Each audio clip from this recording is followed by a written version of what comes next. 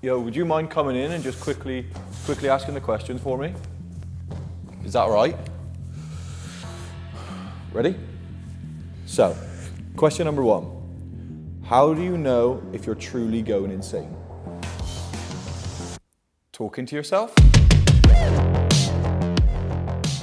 Welcome back to another episode of Hack the Body, Hack the Mind. My name's Charlie, and today is going to be the first Q&A that we are going to do. So we'll get straight into the questions, but for you guys, if you have any other questions, then I'll be putting out a story on Instagram once every couple of weeks and ask any questions that you want to in there. So the first question is, how deep should I be squatting? I struggle to get down to 90 degrees on a heavy weight. So how deep should you be squatting? We want people to be able to squat as deep as they possibly can. This may differ from person to person, and it can be quite individual, as some people may not actually have the anatomy that they need to get down into a deep squat. So you see a lot of people going ass to grass on squats.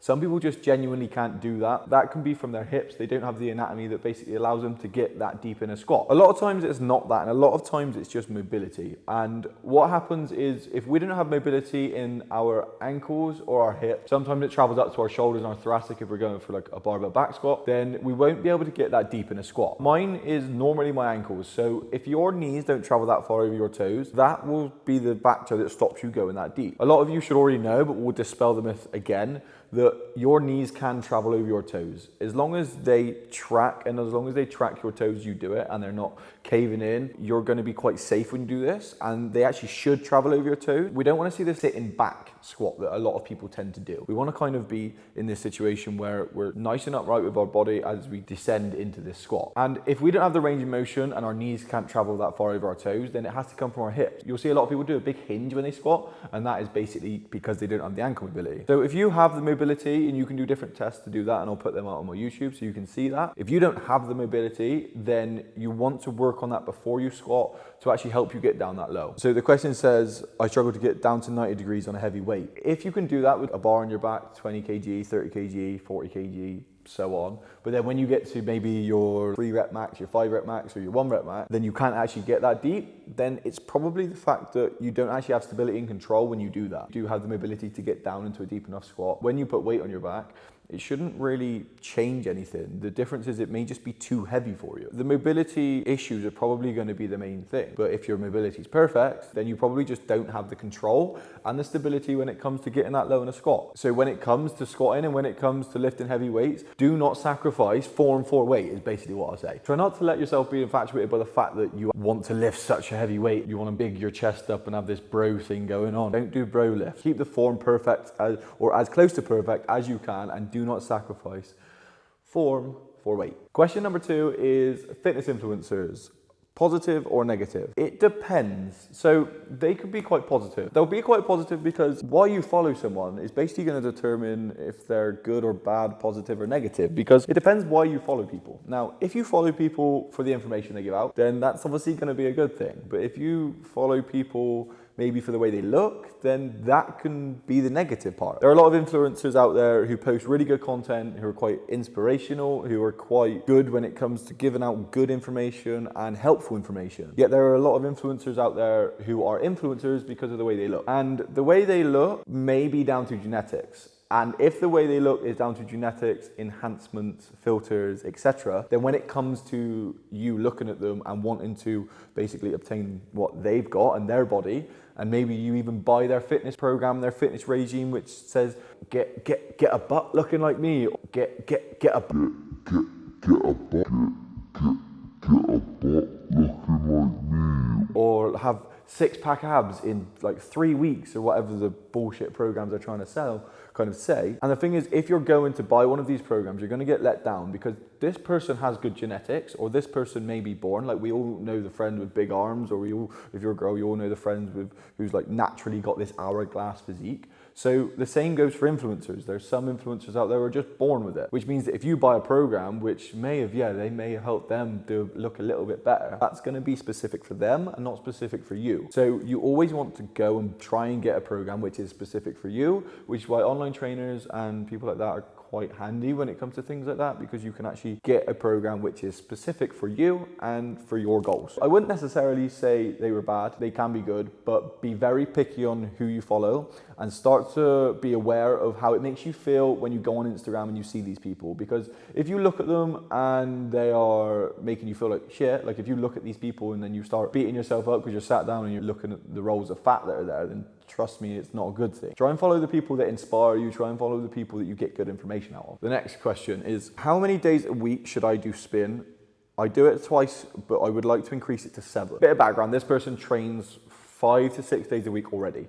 They only have 1 or 2 rest days within that week when it comes to weight training. And they're working an office job and they only do about 800 steps a day. And they're asking, well, should I just go and do spin? Should I just go to a spin class and basically just do an hour of that in the morning? Because I'm not getting the steps. My advice is get the steps. Now, the reason is you go to a spin class, it's really intense, it's really high energy. You do a lot of intervals, just go, go, go. And that can be really good, fun, fair enough. If you enjoy it, then it can be a good thing. But if you're gonna weight train and you're gonna do spin, you're heading towards an overtraining situation here, because if you're gonna do spin 7 days a week and you're gonna do weight training, your body's gonna just get hammered and hammered and hammered. So my advice is, if you can, increase your step count. If there's a reason stopping you from going out and walking, then maybe you could do some low level stuff on a bike. If you enjoy the bike, then maybe just do some low level stuff rather than going for a crazy spin class. This goes for a lot of people.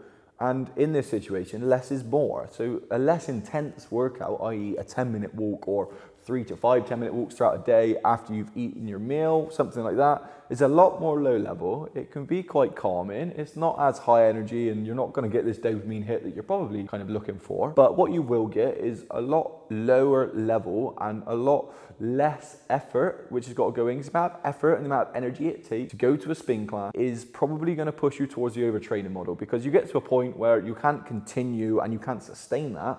So you either fall off the wagon because you've completely overtrained and then we're just going to binge eat and not go to the gym for like a week or 2 weeks, or you get to this point where you go to this spin 7 days a week, you're so tired that you can't go and get the most out of your weight training. So we want to prioritize something, and if we're prioritizing weight training, which is what I recommend everyone do, then your spin class may take a hit. You only go maybe 2 days a week and you carry on those 2 days a week, and the rest of the time you just try and increase your step count. So question 4, how did you feel when talking to the camera / yourself for your videos? Now, when I first started, I think my first video took 53 takes and it was absolutely dreadful and I hated it.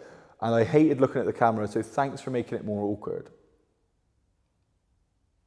I can look at the camera now fine. I can speak into this camera and I can basically talk to you on the other side of this camera, and you sat there looking at your phone now. I can talk to you directly because I've put myself in that mindset, but it took a while and it's horrible when you first start. What I'd suggest if anyone's going to try it is have a look at the subject you're going to be talking about and really start to understand that subject and maybe understand who you are. Because if you're someone who works well like me, free flowing, then free flow and kind of have a list that you want to talk about or a couple of topics in your brain that you want to talk about, have a gist of what you're going to say, but just free flow. But then if you're someone who does better with the bullet points and kind of like reading from a script, then you may need to look into that. It's really uncomfortable, but the more you do it, the easier it gets. And the more you do it, the more you start to realize that what you're doing is being beneficial and it's actually helping people. I've got to try and look at it as if I'm having a conversation. So if I'm having a conversation with you right now, so you watching this video, if I'm having a conversation with you, then I've got to talk directly to you. So when I'll do one more question just so I can show you what I mean by that. So let's do one more question. How much rest time should I take between sets? So depends what you are going to be doing. If you are going to be doing strength training or going for strength training and you want to get the most and you want to get as strong as possible, then the longer rest times are better for you. Maybe you are trying to chase muscle building. Maybe you like the feel of the pump. Then I'd limit it to between 1 to 2 minutes. You're going to get more of a pump if you go for 1 minute, but you're going to be able to lift more weight if you go for 2 minutes. And hypertrophy and building muscle is something that we can get from basically lifting more weights and getting stronger. So hypertrophy doesn't just mean we have to get this pump every time. It means we have to get stronger. So as long as you're progressively overloading, then you will start to build muscle. And then we just play with the rest times. So if you focusing on more strength, then I go north towards 5 minutes. If you're just focusing on getting a pump, because that can be good as well, then I go down towards 60 seconds, 2 minutes. So what you have to do, going back to the other question, is look at the camera and talk directly into it. It's difficult and I didn't enjoy it, but hopefully the information I put out and hopefully the videos I do give you guys some kind of benefit from it. So this has been the first Q&A. I'm going to be putting up on my story, so any questions you guys may have, please feel free to just write in there and let me know any questions, and I'll answer them on the next Q&A that we do. But thank you very much for tuning in. Thank you for watching. My name's Charlie. This has been Hack the Body, Hack the Mind. You can find us on all different social media platforms on YouTube, Instagram, Facebook and Twitter. Thank you for tuning in, and we will see you on the next one.